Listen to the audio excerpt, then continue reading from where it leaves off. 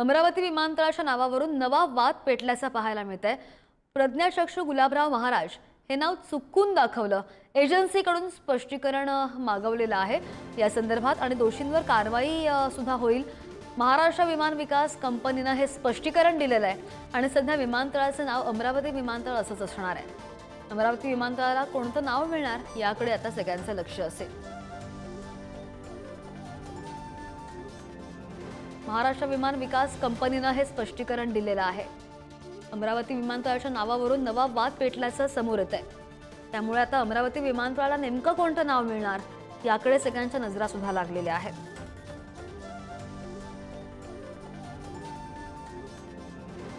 प्रज्ञाचक्षू गुलाबराव महाराज हे नाव चुकून दाखवलं असं सुद्धा त्यांचं म्हणणं आहे। एजन्सीकडून स्पष्टीकरण मागवलेलं आहे आणि दोषींवर कारवाई होणार अशी ही माहिती आहे। महाराष्ट्र विमान विकास कंपनीने हे स्पष्टीकरण दिलेलं आहे आणि सध्या विमानतळाचं नाव अमरावती विमानतळ असंच राहणार आहे।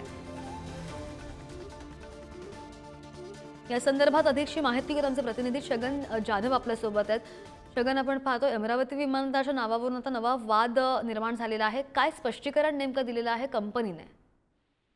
अमरावती विमानतळावर जे प्रज्ञाचक्षू गुलाबराव महाराज नाव जे स्क्रीनवरती दाखवण्यात आलेलं होतं, हे नाव चुकून दाखवण्यात आल्याचं स्पष्टीकरण या कंपनीकडून देण्यात आलेलं आहे आणि या संदर्भात महाराष्ट्र विमान विकास कंपनीचं हे स्पष्टीकरण देण्यात आलेलं आहे। या अगोदर देखील या लोकार्पण सोहळ्याची पत्रिका निमंत्रण जी देण्यात आलेली होती त्यावरती डॉक्टर पंजाबराव देशमुख अमरावती विमानतळ असं नाव देण्यात आलेलं होतं आणि त्यानंतर पुन्हा एकदा कार्यक्रमाच्या लोकार्पण सोहळ्यांमध्ये अशा 2 वेळा चुकांनिमित्त या निमित्ताने आढळून आलेल्या आहेत। त्यामुळे नेमकं अमरावती विमानतळाला कोणतं नाव मिळणार होता याकडे सर्वांचं लक्ष लागलेलं आहे। शगन, धन्यवाद दिलेल्या माहितीसाठी।